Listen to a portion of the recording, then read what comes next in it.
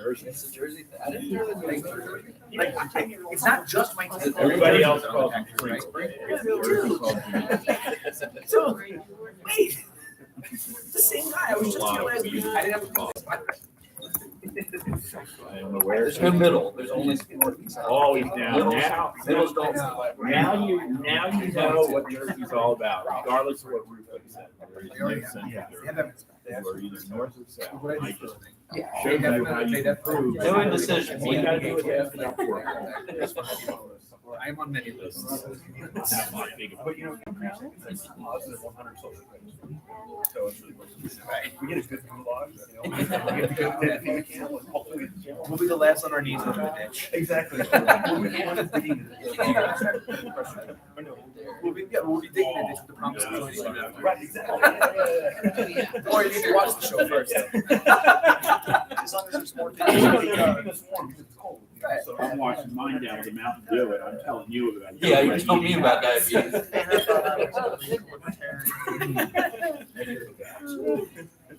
Oh, you know what? It's not code red though, and I love the code red. That's even worse. Okay, so this is the thing. Thank you for following You're the gonna rules. leave out your I'm sure it does exist. Well, before we do Either this, that was a we need to meme go or through that's this real. TSA. That needs to be a I'm thing. pretty sure that. That needs Got to it. be a thing. You need to play gamer cake with You got a bottle of water. nothing. Seriously, though, how about Coming in on that. There isn't anything in the world that can't be made better.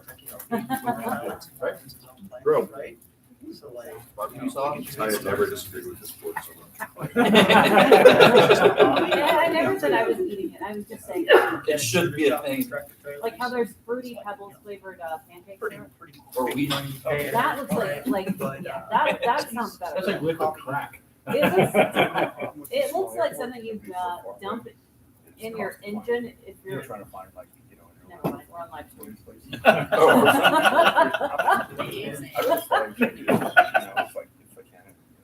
The updated Somebody agenda, asked me to. the updated agenda Somebody is get in the OneNote Mountain Dew under minutes. adopted agenda. Thank you. It's not like what it looks like. Probably will work. All right, so it's 1:33. Do we have everyone back in the room? I think we do. believe we do. It's a missing person. Ooh, we're missing. Mark just Mr. stepped Mr. out to Tadeo. talk to somebody. Who stepped out? Mark. Mr. Tunayevich.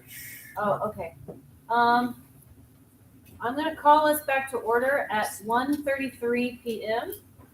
We are gavelled in. Are there any motions that are coming up? Yes.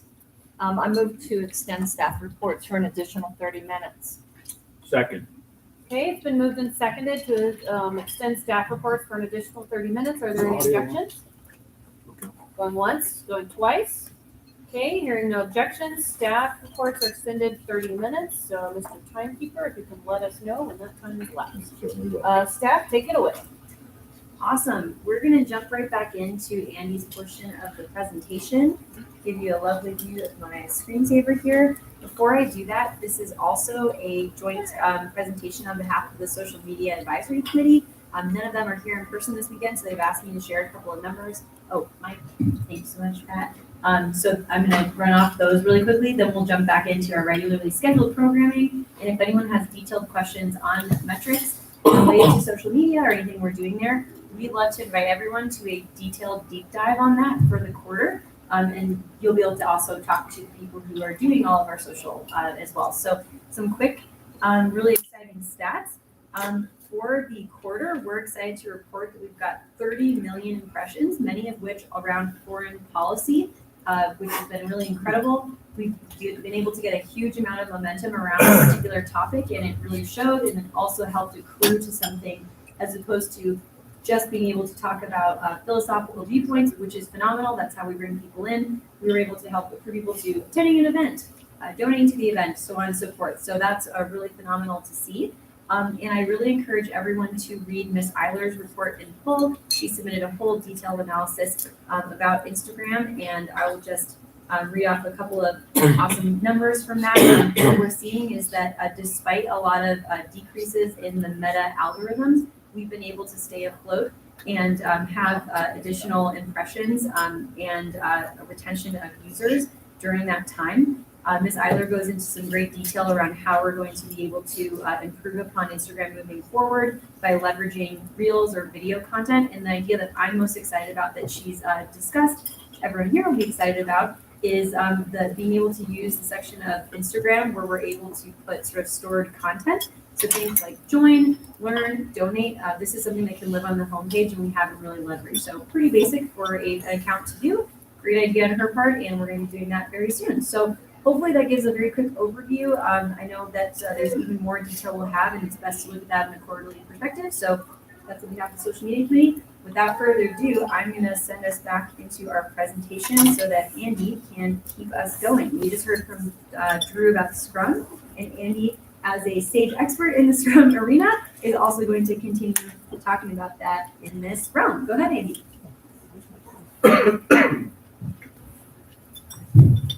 Hey everybody, so I have been working professionally in Agile environments. Scrum is a implementation of the Agile methodology for about 5 years now, and it has been beyond useful in this role. So in December when I started, I very quickly found myself in a situation where pretty much I alone was responsible for needing to support basic city uptime and keeping the lights on. Needing to support states, make sure their tickets get worked on time, that they can be onboarded, that their features that they need can get into the system.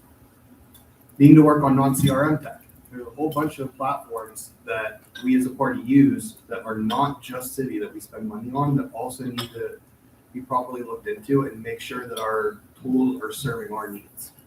I also needed to do the basic root level of what I was supposed to be doing, which is needing to understand our business practices, how our technology supports them, and how I can support Lainey and Luke in their fundraising efforts in our entire operations, right?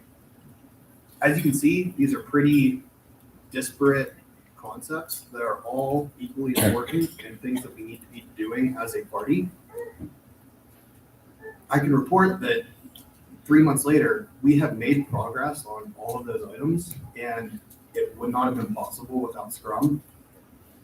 The reason for this is Scrum has a heavy focus on deliverables, on when you're breaking these big priorities down into tasks, the task results in something being done at the end of it, and also a focus on realistic acknowledgement of resources and prioritization. When you do tasks in Agile, they have hours that you think they'll take assigned to them. You have the hours that you have available per week, and you can't schedule more than that because you're not going to get things done. And what it does is force you to, okay, we have these pieces towards this priority, these pieces towards this priority that'll move us closer in these ways that we can focus on above these other things. Prevents you from going down roads that don't actually lead anywhere and making sure that you're consistently moving forward. Wouldn't have been able to do it without Scrum, and we're in a really good spot. What it actually does is allow us to have a roadmap. So a roadmap is kind of what it sounds like. It's where we're going. It's a little bit different than what some people might think of when they think of a typical roadmap. A lot of people think of, okay, we're going to do this, and we've planned out every step from here to there, right? That's actually a different project management style called waterfall. The issue with that is if anything doesn't go according to plan, or if your priorities shift 2 months into the 6-month plan, everything's off track, you're in a really bad spot. A roadmap is targets that we want to get to. And every 2 weeks, as part of our Scrum cycle, we are determining the highest value actions that we can take to get us towards the goals on that roadmap so that we aren't stuck to anything and we're consistently doing the highest value things. So on that roadmap, we actually have the first thing that's coming up, which is, I missed some slides. So the first thing is we are going to be migrating from G Suite, Google Workspace, to Microsoft 365. We are going to get a lot more features out of Microsoft 365 that we get for Google, particularly the ability to have a centralized communication platform. We as staff are completely remote. We need some kind of way for a person to have a green, yellow, or red dot associated to them, and for everybody to be able to communicate by just using that platform instead of having to track down cell phone numbers. We spend way more time enabling collaboration than we should, where we should just be collaborating. A tool like Microsoft Teams allows us to get there. Beyond that, though, we're currently paying about $11,000 a year for Google. It's going to be around $3,000 for Microsoft for more features because we qualify for their campaigns pricing. So we're going to get a whole bunch more stuff for a lot less. I know that the concept of a migration, especially for a tool that we all use like email, can sound pretty scary. We have a member on the IS committee who has done this exact thing, migrating into Microsoft 365 a bunch of times before and is supporting us. And we are committed to making it a smooth experience for you guys and making sure that your productivity isn't significantly impacted. So yeah, that's the plan. We get email, we get chat, we get storage, we get everything you would expect out of Google, plus some more Microsoft goodies like enhanced security because we're a national political party, and some cool things like that. So, does anybody have any questions about that? Saw Karen Ann's go Yeah. first. I knew you were expecting. So how is the board communicating? By email still? And so Microsoft actually has pretty much the same functionality as Google Groups, which is what powers the LNC, the business list. Right. It'll be the same thing. People can just subscribe. Okay. You communicate on this list, and everybody can see how you guys communicate. And you know that was my concern. My Yes. second one that I had expressed to you when we were speaking on the phone is porting over all those records that I have stored on Google Drive Yep. with the aliases and Your things like that. document aliases. Yeah. Yeah, Yeah, so there's a whole bunch of stuff that Karen Ann has that, like policy manual type things, where the document needs to live in a bunch of places so people can reference it. But when she wants to make changes to it, she doesn't want to have to edit 8 different documents. So it's set up so that you can edit once and they go to all the different places the document needs to live. We're going to be able to preserve that functionality as well. and the third question is, again, not a surprise to you, is all of the secretarial convention-related documents are done in Google Sheets. If those need to be converted to Excel, I'm not an Excel wizard, and I've already spent hundreds of hours creating Google Sheets. I communicated to you, I am unwilling to spend another 100-something hours converting to Excel and be thoroughly embarrassed on the convention floor when a formula doesn't work. So, I had expressed to you that someone, a professional, needs to take those Google Sheets and convert them into Excel and troubleshoot them. Has a plan been made for that? Yes. So I've actually done some research into this, and like 3-4 years ago, there were not a lot, but there were some compatibility issues when, say, for instance, trying to convert a Excel spreadsheet to a Google Sheet or vice versa. Pretty much all of those issues have been resolved, especially with things like regarding formulas and special functions that aren't available in Excel or aren't available in Sheets. The conversion happens pretty much automatically, and I've read recent orgs that have done this and basically just use the included process and it works. However, we have built into our migration plan testing of that and verification steps with you. And there are professional tools that if for some reason we have an issue with that, we could basically pay to do this conversion. There's tools that break it down a little bit further, and we would still be saving a ton of money. It's just, we're gonna be on CNN, and I'm not going to have a convention spreadsheet fail in front of 1,000 people. No. Okay. Hi, Mark Tunevich. Nice job, Andy. Question one I get two. Question one is, how will you develop our requirements for this movement to Microsoft 365? So this is a little bit of a different case, right? So for things like the CRM, there's a lot that's like unclear to us about how people use the tool. And so we have to do a ton of work to make sure that we've like captured everybody's needs, right? With this tool, it's email, calendar, chat. We have a really good idea of how people are using it. And the most complicated scenarios are people like the secretary. And we have already worked with many stakeholders like the secretary to make sure that their needs are going to be addressed. Maybe if I can add one thing here too. We're having 2 conversations this weekend, which are actually going to fuel requirements for some stylistic choices, especially when it comes to Teams, Outlook, how separate you want to make teams versus channels within a team. That's the collaboration across committees, productivity, things like that, and then the way we want to communicate. So if there are stylistic choices, we want to ongoing make sure that we're not only supporting your staff who has to work like a full-time remote team, but also everyone who's productive. And we think this is going to have benefits for not only staff and the board, but also many volunteers, which is never possible at the price point of the Google Workspace we were doing before. Right. I will also add that while the actual requirements of what our tools need to do, I don't think we need to do a lot of gathering on. What is important is people's experience as we transition, and we already have worked with some people to make sure that that's painless. And as we approach when this is going to happen, we will make sure there's communication that goes out so that it is as smooth as possible. And then the second question was,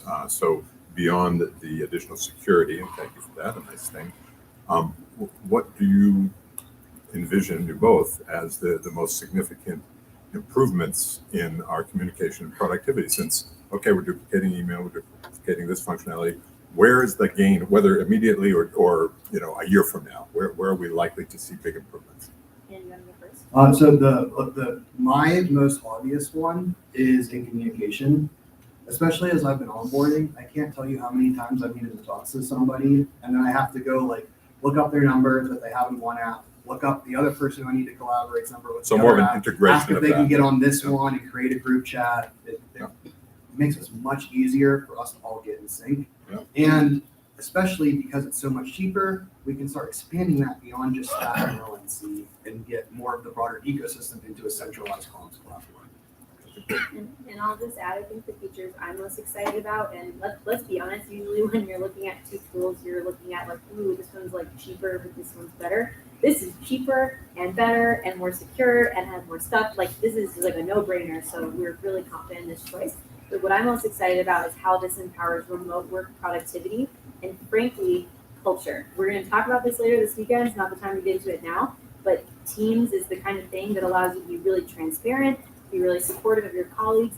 Everything we've been talking about with Scrum is all about autonomy and helping everybody grab an oar if they see that someone else needs help, and just more visible work not only makes things more fun and you feel like your work is going somewhere and you're not in a silo in a specific state separate from everyone else, but you can actually do it. So that's what's going to be great about it. Thanks so much. Appreciate it.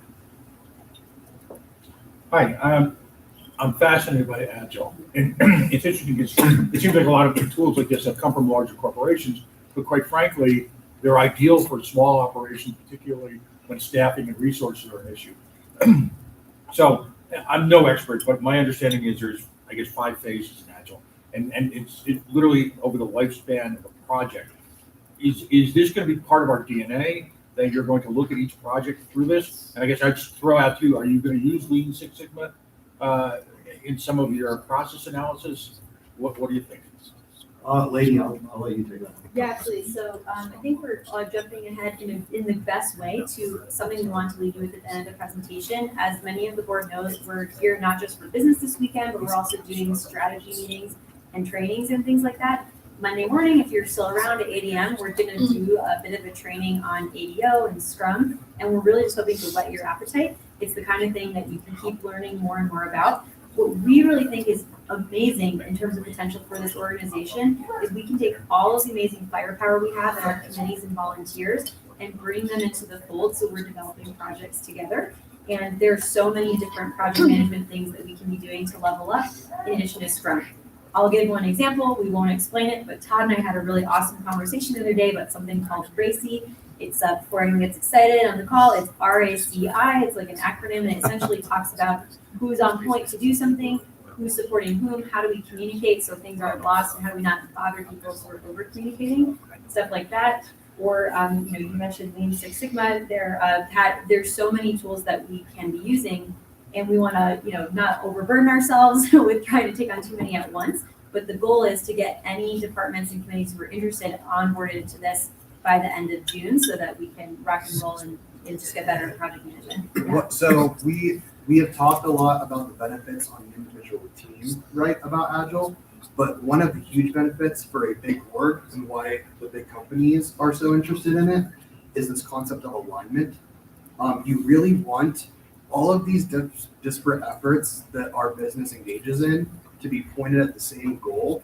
And the more people who are participating in this Agile framework, it is much easier to do so because it's all laid out to do that so that everything fits together. Everybody is aware of what everybody else is doing and can take action to get in better alignment with the rest of the organization.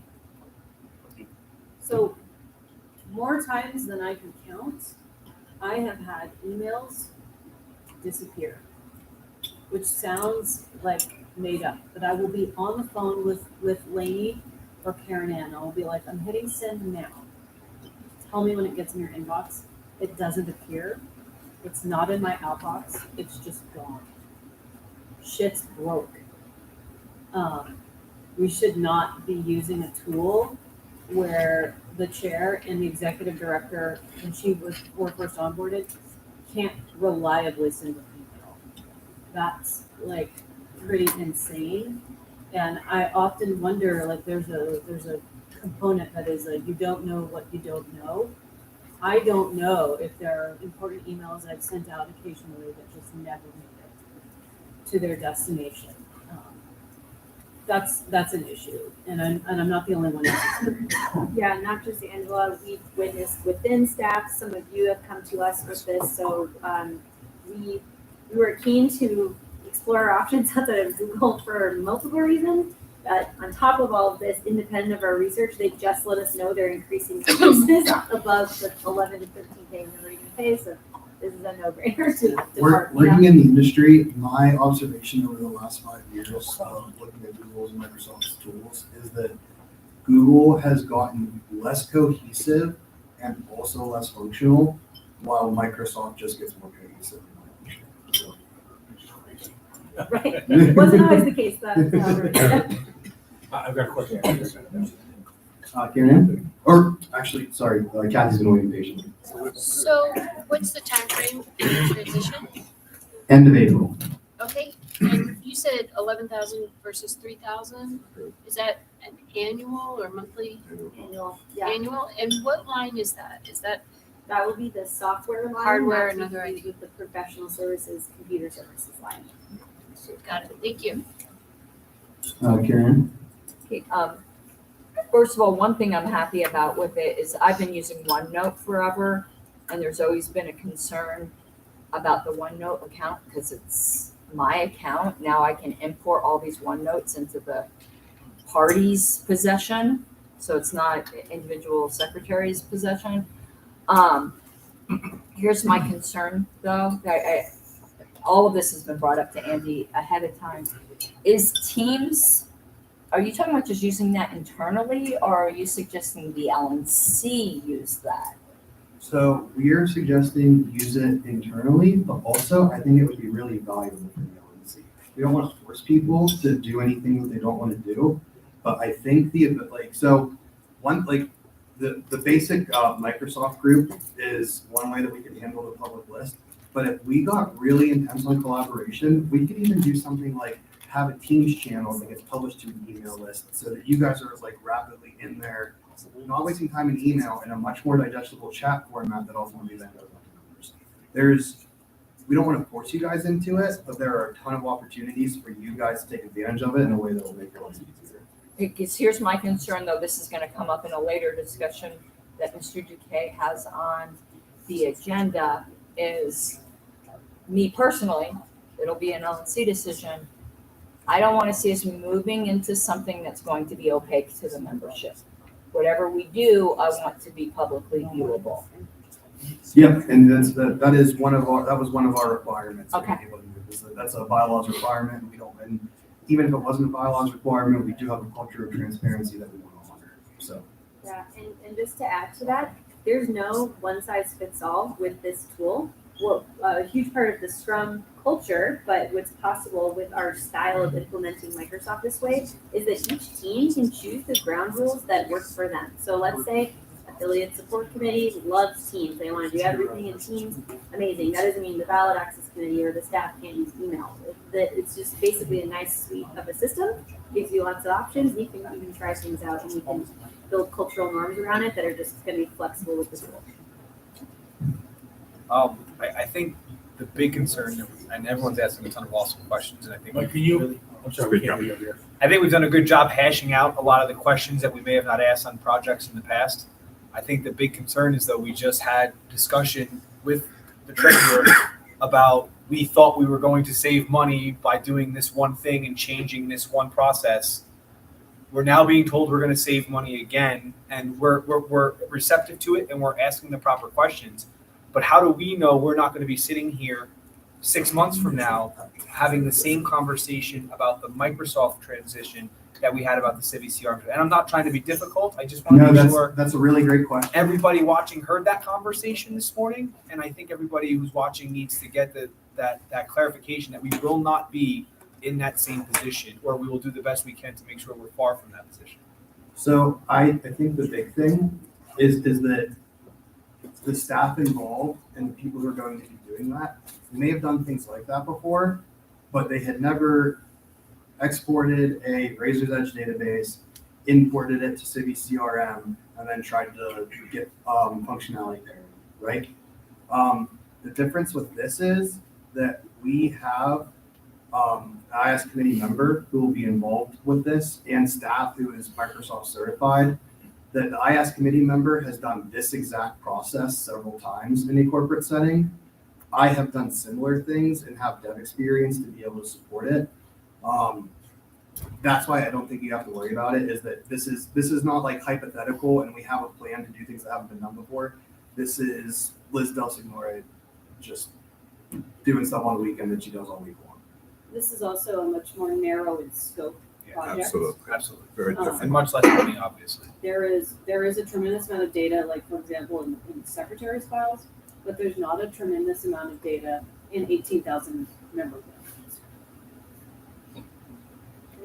That's a good question, and I'd love to talk to you offline. But within this process, we've got literally 50 years or so of collateral, I'll call it. It could be videos, it could be pictures, it could be documents. You know, Karen Ann's group has done an amazing job of pulling these together. You know, are you contemplating something like a product like Air or something like that, or does this have sort of that data warehousing? Yeah. So like in Google, we store a lot of that stuff on Google Drive, right? Microsoft has Microsoft OneDrive, which is pretty much the exact same thing. But is there any real intelligent? I mean, I'm just saying, and we'll take it offline. I'm just saying, is there potential for artificial intelligence implementations of projects like Air, which can look to these assets and form their own, if you will? I'm actually not familiar with Air, but I don't want to get into it a ton at this meeting. Right. But regarding like AI capabilities on our tech stack, I have a lot of really good ideas that are actually going to be implementable. Thank you. Karen Ann? Yeah, our Google groups, you might not know, you might need to investigate this, downloadable like in some form. Like when we used to be on Hypermail, I was able to download like a QZip or whatever heck file it was, and then we shoved it on LP so that those old LNC email archives got preserved. I'm concerned about the current Google group. I don't mind switching to a new server, but for historical purposes, I want to be able to preserve the old LNC list. Is there a way to download the Google groups so that we can stick them on LPDF? So there's two things there. The first is that, so these groups, because we're actually migrating the groups themselves, Okay. all of the messages will stay. Oh, that's fine. The only limitation is that they're threaded in Google. They will be flattened, so they appear in like the order they happened in Microsoft. That's like the one part of this that I'm not super happy with. The other option is yes, and I don't know this for sure, but I would be shocked if you couldn't go. I don't know if you can do it as an average user, but if I can't go into the Google admin console and download the record of that group. Which they could tell you, there's a lot of groups that used Yahoo before, and downloading those Yahoo groups was a nightmare. I have a feeling that it'll be a little bit easier to download these at least. But Yeah, just a couple of quick things. So, first of all, treasurer has a folder also that I want to make sure gets, so just put me on the list. It's not nearly as extensive, but it has years of financials and some analysis. Second thing, like for people who don't know Scrum, I know nothing about IT or IS, but the way I've always explained it, and I've used it extensively, is if you can get yourself to spend 20% more of your time on things that actually are driving goals, and you can get yourself to spend to be 20% more efficient on the time you're working on those goals, then you suddenly are 44% more efficient. That's essentially what Scrum does, and I think it's fantastic, and I think this is a really good thing that we're doing. The one criticism and or comment that I just want to make is we have done a lot of work on internal mechanisms and getting the business right. We need to quickly transition into using these tools to make money. So what I'm really hoping is the next like 4 or 5 months from now, we're not talking about more internal changes, and we're talking about more using the stuff that you guys are putting in place to drive revenue, because we need to make that transition sooner rather than later. And if I may, I want to jump in. Todd had shared this with me before, like any good treasurer, and I just want to comment that any internal transition involves a component of change management. Tomorrow's executive session will be a great opportunity for us to get like really under the hood of how all this has been working. So, and you know how much we've learned a lot more about our tolerance for change, and so I think that we'll talk a little more freely tomorrow. But that's definitely heard loud and clear. And then two, with respect to Scrum, great example, Todd, using Scrum and this process of gathering requirements. A couple weekends ago, Andy and I were able to work on a Friday night and solve like half of our data lifecycle problem, just because I was able to outline the business process. We will do this. We knew we had the bandwidth because of the way we're doing Scrum. So it's kind of thing where you're building the foundation of a house, so you can build a great house. And loud and clear, we can't just focus on the foundation for 2 years. We have to actually build a house, right? So that's very confident for us. Great job. I just wanted to throw that in. Yeah. appreciate it. Any other M365 questions? Just one. You mentioned that the imported emails are going to be kind of flatlined by time. Is that also the case moving forward, that they won't be kind of grouped together? That's my understanding is Okay. that, and that's gonna so that gets us in compliance with like the bare we and tech we call this the minimum viable product, right? Using just the Microsoft group gets us bare minimum. We need to be in compliance with the bylaws. There are some alternative solutions, like I said, the Teams chat and things where you actually can thread things and then publish that to some kind of email list or website that we could make it a lot smoother. But we just wanted to make sure that we, at the very least, were meeting the bylaws. And this does that. Although, agreed, this is the one area where I'm not like super excited about that user experience. Yeah, I'm just thinking in practicality, right? Like sometimes we're firing off a lot of emails very quickly. And if they're coming through and maybe I didn't get this one before here on Google, it shows up as I'm writing my email right above. So like sometimes I change what I'm even responding because I see someone else has said it.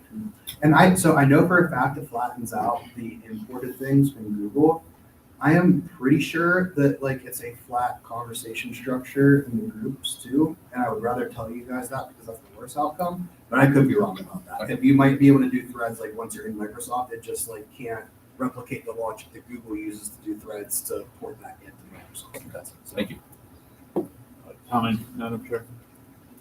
Okay, 30 minutes. 30 minutes is up. Where are we at on staff reports? Another big piece that I believe we're going to hear. I move to extend for 15 minutes. Second. Okay, it's been moved and seconded to extend time for 15 minutes. Okay, cool. So Wait, well, I appreciate your enthusiasm. Any objections? Going once, going twice. Hearing no objections, time is extended for 15 minutes. Mr. Timekeeper. okay, so the next thing on the roadmap, and this is the most far out concrete thing that we have, is We are working with a partner with City CRM. They are a silver partner on City's website to do a complete evaluation of our City CRM. So what this means is that we have a lot of opportunities to improve City and some things that I don't think anybody is happy about, like for instance, performance, that we want to empower states and make City a lot better, that we are not in a position to do that quickly. So the purpose of this evaluation is for things like security, where cities really lock down a lot of things that states should be able to do on their own, they can't do. Like a performance, we want to figure out if, and I strongly assume this is the case, that if it's configuration within our implementation of City CRM that's causing some of the issues, or if this is an inherent thing, or what we have to do to fix it, right? So that way we just can, when we're determining the next part of the roadmap for next year, I think there's a lot of speculation and uncertainty about the future of City. And I just want to really reassure people that we are committed, and we are doing this evaluation specifically to figure out what it's going to take us to get City to a place where everybody can not just be satisfied with it, be proud of it, and be excited to use it, and that it's making us a lot more. So that's just that's the bare bones. I'm sure you guys are going to have a lot of questions about the evaluation, or maybe not. Yeah, how long is it gonna take? What was the date they gave us? April 7th. April 7th. April 7th? About a month. Yeah. Then after that, you'll have a concrete set of actionables that you're gonna have come out of that you're gonna start working with? Yeah, you have to work into our roadmap. Because we, there are certain fundraising activities that Lainey would like to do that Lainey and Luke just can't do right now. And then there's also, I hear from states that there's stuff that they would like to be able to do that they just can't, that is possible within City, but it's just locked down to having national access. But to really fix that is going to require a full review of our security. So that's going to be another thing that they're going to give us guidance. There will be, that's the security revision is a deliverable in the report that we can then go take action on. Okay, I have a few questions. When does it start? Starts Monday. Yeah. Okay. Cost-wise, is this a fixed cost or an hourly rate thing? It's a Yeah. hourly rate at a set number of hours. So there's a cap. Okay. Yeah. And then what is the budgeted amount that you think it's going to cost right now? So let me address this, what we're doing, because the plan A is that we get this evaluation and then this vendor is like, oh my gosh, thank you so much for letting us look under the hood. We think we can do X, Y, Z things to help improve your car, right? So what we're signing is 2 agreements. One is for the one-time finite hourly rate to get this evaluation. And then after that, we're anticipating additional work together. They, by all intents and everything you've seen so far, they're a phenomenal partner, and so we probably will be working with them longer. That said, the budget for it is around $7,000. Things occasionally move a little bit, but that's the rough amount. Okay. Just for the evaluation? Just for the evaluation, although I will just say, we've talked to other vendors and we've gotten quotes around 1,000 or 2,000. So whoa, 7,000, that's a whole lot more. The reason why we're going with this vendor, not only because they come really highly recommended and they're extremely invested in cities, their city shop particularly, is because they're not just hoping to run some diagnostics and say, this is why your site is loading at 5 to 10 second speeds. They're going to thoroughly look through, give us some materials. So think of it almost like we bought a really old house and they're going to build a blueprint for us. So if we don't want to work with them, we can take that blueprint to another architect to do additional stuff. Hopefully that gives some context. I should also add too that when I say evaluation, there's a bunch of stuff that's happening. And one of the things is actual documentation will be provided as a result of this. There's a lot of things related to security, related to onboarding the state even, that we are going to have documentation on after they do this. That's part of the contract. And we will be getting much, even beyond just like the improvements that they're going to give us advice on, just day-to-day support of city. We have a hard time with right now because of the staff situation. And this will put us in a tremendous advantage position to be able to respond to states and national states. And if I can add a little clarity to that metaphor, and then we'll come back to Dustin. When I say as if we purchase an old house, what I'm not trying to suggest is city's old or it's bad. It's that imagine you now find yourself in possession of something which has value, but it's not well defined, and it's not, you know, in a cookie cutter. Here are the plans of something you just bought, a model home, you know, that came right off the rack, you know, in 2020, right? Like this is something that we need to kind of look under the hood and get some experts to map out for us. So that's why we're investing with this team. So, two little pieces. One of them you could probably answer in one or a couple words. How many hours is 7K worth? It's 45, although I would just say, I'd love for us, if we're gonna get really detailed, like this is a public discussion, and when we negotiate, we're dealing with negotiation, let's make sure that we're keeping our negotiation position, and we'd be happy to write any details if we're missing on top of that. That's all I was looking for. And then the last little piece, part of the investigation is kind of open-ended from their end. From our end, what are the specific things we're asking them to look at, and have we consulted states on what we should be looking to help do? You want to take that? So, yeah, I think the best way is probably just to read them this thing.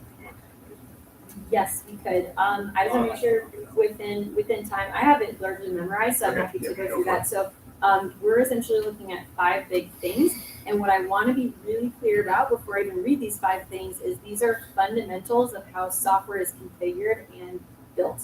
What we're not doing, and there's no way we'd want to hire to do something way too expensive, is hiring another firm to what's called gather requirements for our organization. We want to be the people who are the experts on our own customer. We want to be doing empathy in-house and making sure that we are asking people about their needs. So what we're not trying to do is extract from this, what does a political director need out of city, right? What we are trying to do is figure out, why is city taking 5 to 10 seconds to load? So it's a much more neutral, agnostic, technical IT thing that we're getting. That said, here's what's in the list. Number 1, let me go in no particular order. I'm going to list out the 5 as we can, since we're doing this by memory. Performance. If you're not in the tech industry, lest anyone be confused, performance is an official jargon term, and it really means speed. And so it's about the efficiency with which a tool can do something. Why that's real important for a CRM is time is money. So if you're collecting donations, you need stuff to load quickly so you can tackle a donor, make a call, move on, etc. It's also really important if you're doing analysis. If the tool is like chugging, going really slow, it just slows everything down. And you know, everyone's been there before where things take a long time. So performance is number 1. 2, we are looking into documentation and trying to understand that. 3, we're trying to understand permissions and user arrangements. Like Andy mentioned, something that we've noticed as a fresh pair of eyes on the tool is that the tool has been designed to be very gatekept, right? There are pros to a gatekeeping strategy. There are cons to a gatekeeping strategy. What it does mean, though, is that if the state wants something done, there's not a great way to give them the narrow access that they need, or even someone just in a committee, the narrow access that they need to get what they want to accomplish. This sort of evaluation, or it's less an appraisal, more of an index, will help us map out how the permissions are set up and look at industry best standards for city specifically to see how we can map out those permissions a little bit better, with the intent that we want to push more empowerment down to our state IT directors. So that's a big area there. And then similarly, we are one of the most complex configurations of city on the planet, right? We have 52 sites that we manage. It's what's called a multi-site piece of software. I think the next layer down that we've been able to discover of anyone who uses open source software of city is 20 multi-sites. So this vendor is actually really excited to work with us because we have a very complicated old house, or like a ancient house that we're sort of working with. So they're going to be looking at the configuration, seeing if it was created in a way that's not only going to operate this unique 52 site situation, but also again applying what they know about industry best standards. And they've noticed that they've worked on this before with a site that has a team that has 9 multi-sites. So they've got some experience. And then finally, they're looking at something they call data integrity. This is the least important of our list because we can go infinite on this. they're just gonna look at duplicates and how our data is, purified within the tool. So those are the 5 things. Anything else I missed, Andy? Those are the like 5 things in the contract. I just wanted to say a word that I wanted to say earlier about to mention about why we wanted to do it in the first place, which is like similar to us discovering that a lot of things are locked down from states. We've also discovered that almost all of the design choices in City were made under the framework of this is a tool for states that is being administered by national, right? So state business needs have been considered in the development of City, but national business needs really weren't a part of the conversation, and the state of City shows it. And so when we're talking about like the documentation to do enhancements and stuff, that's a big part of what we're talking about. It's just the ability to actually, we don't want to be led by a tool. We want to lead the tool, right? And so we want to make sure our tool's working for us. And we just, that's the main impetus for this is just that this kind of formal, like, what do we actually need? What would it take to get our current tool there? Hasn't ever been formally done. Much appreciated. Any other questions for staff? And the last thing I wanted to mention is, so this is a thing I wanted to just lay out the roadmap, but end on a positive note of a good thing we've already done. The big thing that people in states were frustrated with is lack of response time when communicating with national about issues and also getting their issues solved quickly. We have kind of revamped how we're approaching that ticketing process. And I want to shout out David Atkin on staff. He has been like immeasurably valuable in hopping on that process and making sure that things are getting worked quickly. And even when we have issues that cause things to not be worked quickly, that people are at least getting responses and knowing that they're not being left out in the lurch. So I think that people are going to have a much better user experience and be excited about that and really think we'll do. So that's it for me. Nobody has questions. Do you have any data that you would be able to publish on that? Because that's one of the areas where personal perception is going to win 8 times out of 10 unless you provide an alternate view.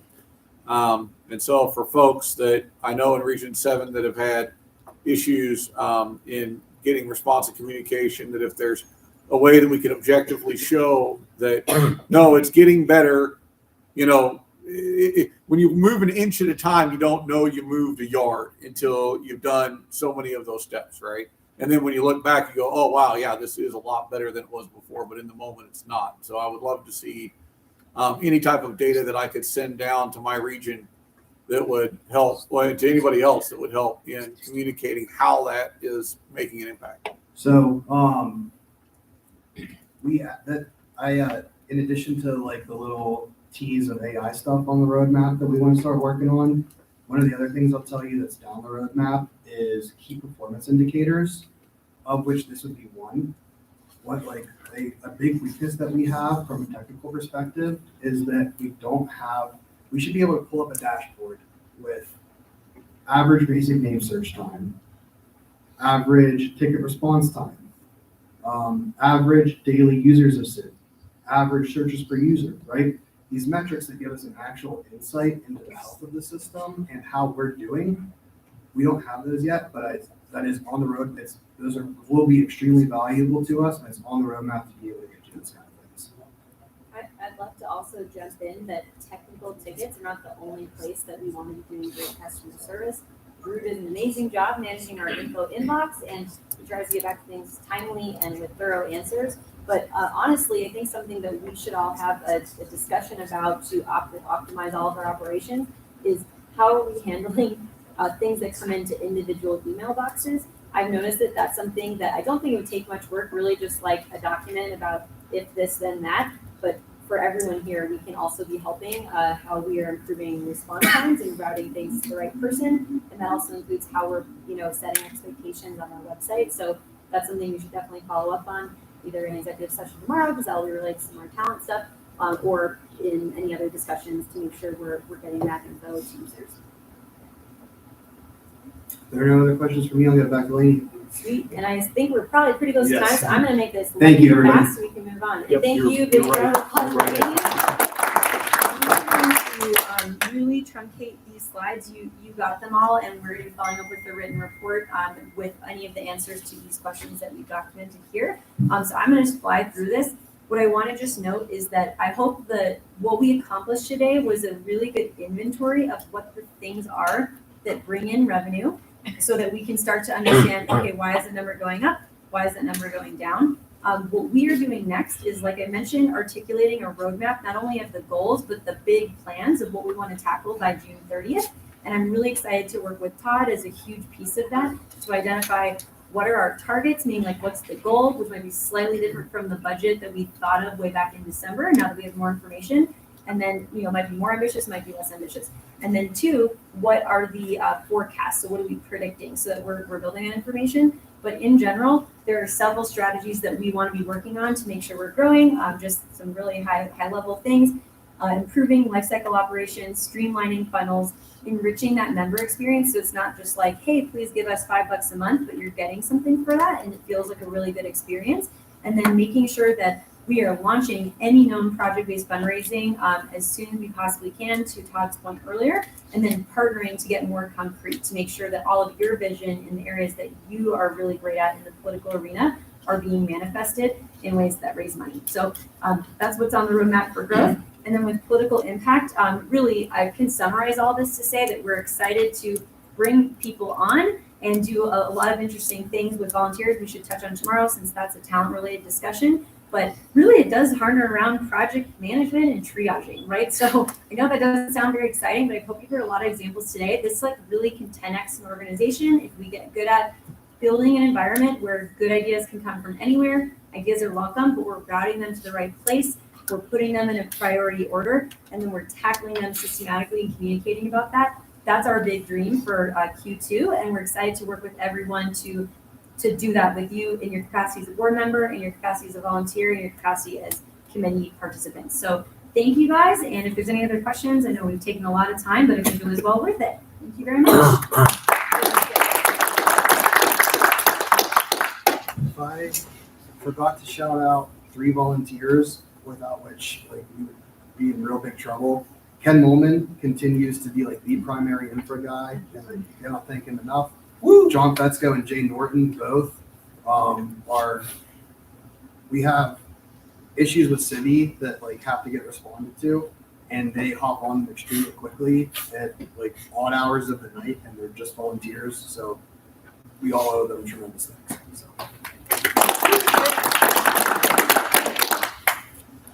Okay, next item on the agenda, I believe, is the regional reports. First, yes? Did the, I'm sorry, did the legal update change? Do we have council's report? Or do we not have a? Staff report, oh, council's report, you're right. Oliver didn't send it. You did not? Would you like to call him off to the side to see? It's not my intention to put him on the spot. Yeah. But Madam Chair, I indicated that immediately after, now I've got to look at my text to you to remember what I was going to do. I wanted to move to amend the agenda. I wanted to discuss the delegate allocations, something I should have done during my report. This is prompted by a question by Mr. Pankey during staff reports, and I actually would like to amend the agenda to have 5 minutes to do that now. Okay. Second. All right, it's been moved and seconded to amend the agenda to discuss delegate allocations for 5 minutes. Yeah. Yeah, you're fine. I don't get forgetting where Mr. Pankey had brought up questions about membership definitions. That was Objections, right? oh, I need to Objections. okay, good. That there should be a good explanation of that sort of thing. What some of you may not know is probably within the next month, I start communicating directly with each of the state chairs to discuss these things. There's manuals that get sent out to the state chairs that describes what each membership number means, how to prepare for them to maximize their delegate allocations. So a lot of the secretarial work that gets done for convention is very much behind the scenes to the LNC. They don't know what goes on, but I wanted to make that clear. Attached to my secretary's report is all of the bylaws mandated deadlines that are coming up for this term. And the next major deadline is delegate allocations. So everyone's delegate counts that will count in the formula for their delegate allocations is the end of October. So I'd really encourage everyone to start having competitions amongst your states, because you can't change last presidential count. That's the other half of the equation, but you can raise your delegate counts by having more national members. But I will be communicating with each of the state chairs to explain all those numbers and what they can do and what they mean. And there is a delegate allocations manual that gets sent out. There's a chair delegations manual that gets sent out. I know that's invisible to a lot of you guys who have never been state chairs, but those of you who have been state chairs know that there's a lot of documentation that's sent out by the LNC secretary to the state chairs to support them leading up to convention. So that was just really all I wanted to make sure everyone was aware of. And if anyone had any questions on that, yes, Mr. King.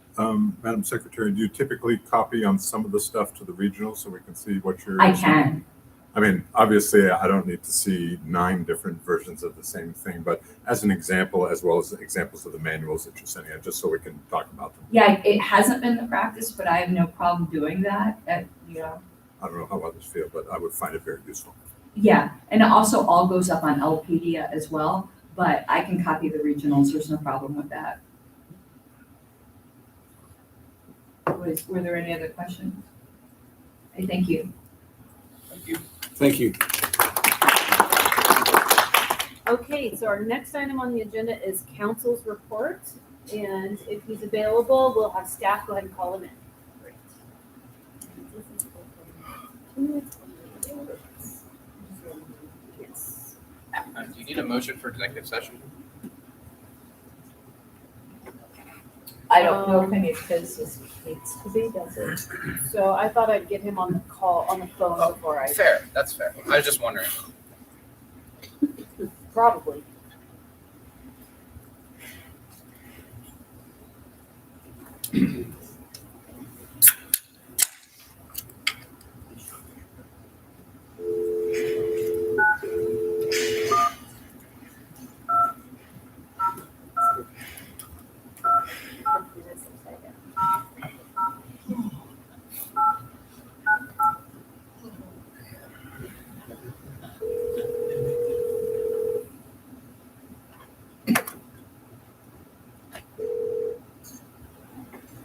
This is Oliver. Hey, Oliver. It's Angela McArdle. We're here in our LNC meeting. Hi. So we would love a brief update from you. We're not in executive session yet. Do you have anything that would be appropriate to share with the general public?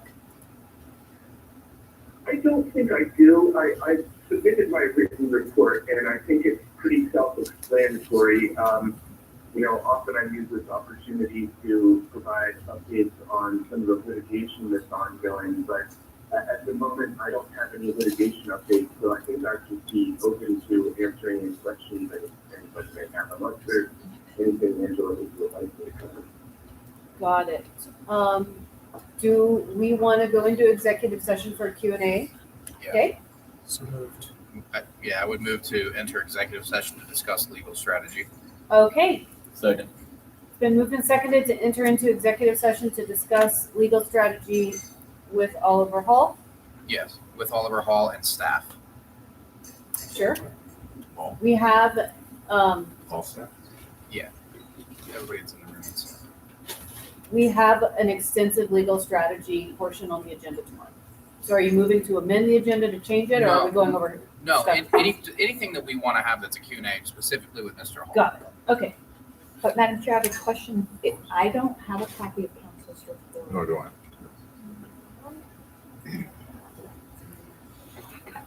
Because it would be, at least the public portion would be in OneNote if I, and look, here it is. Mr. Hall, I do not use karen.ann.harlos@lp.org. I use secretary, so I never received that. If you could forward that to me, I'll get it into the one now. No worries. I will send it now. Is this gonna be? Okay, I'm sorry, did I send the report to an incorrect email address? Yeah, and that's fine. I'll get with you afterwards. Okay. Okay, I'm guessing it's gonna be. It normally isn't, we usually ask Colin for, is it public or? Is it appropriate to put your report up on the public list?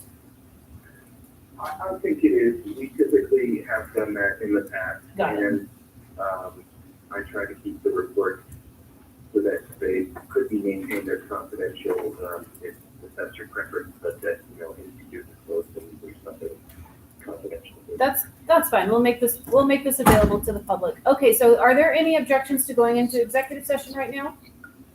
Going once, going twice with staff.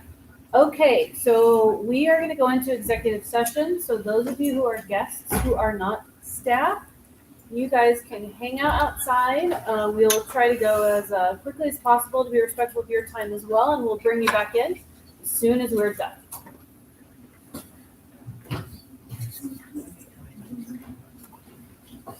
Baby's out of the room. Stopping the lecture. Yep. There's a lot more ice cream cake. Delicious. There is more ice All right, cream. we'll come back after executive session. I'm getting Mr. Hall's report up into the OneNote right now.